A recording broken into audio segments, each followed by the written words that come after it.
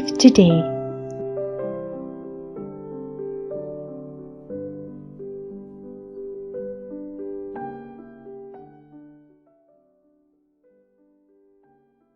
Partakers through God's promises. September the 27th. Partakers of the divine nature, whereby are given unto us exceeding great and precious promises, that by these ye might be partakers of the divine nature, having escaped the corruption that is in the world through lust. 2 Peter chapter 1 verse 4. Every promise that is in God's book holds out to us the encouragement that we may be partakers of the divine nature. This is the possibility to rely upon God, to believe His word, to work His works, and this we can do when we lay hold of the divinity of Christ.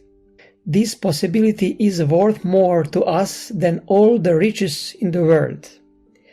There is nothing on earth that can compare with it.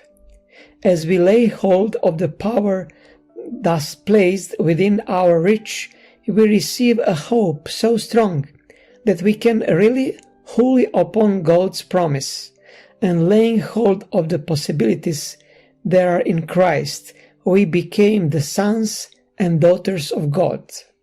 He who truly believes in Christ is made partaker of the divine nature and has power that he can appropriate under every temptation. He will not fall under temptation or be left to be defeated.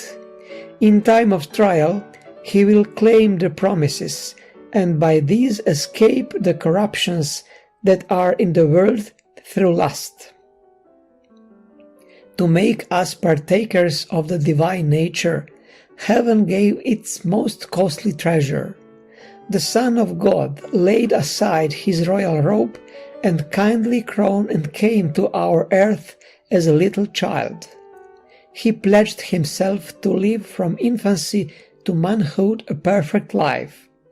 He engaged to stand in a fallen world as the representative of the Father, and he would die in behalf of a lost race. What a work was this! I hardly know how to present these points. They are so wonderful, wonderful.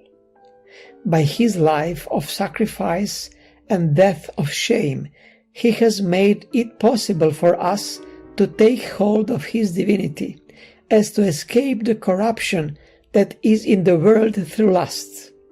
If you are partakers of the divine nature, you will day by day be obtaining a fitting for that life that measures with the life of God.